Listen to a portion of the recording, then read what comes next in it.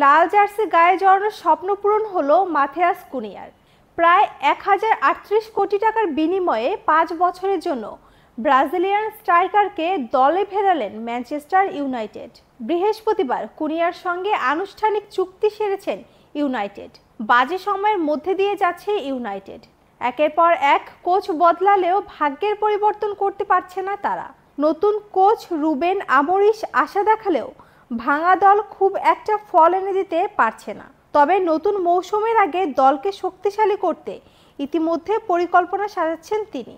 গ্রীষ্মের দল বদলে প্রথম খেলোয়াড় হিসেবে কুনিয়াকে দলে ফিরিয়েছেন তিনি। প্রিমিয়ার লিগের গত মৌসুমে উলভারহ্যাম্পটনের হয়ে 17 গোল করেছে কুনিয়া।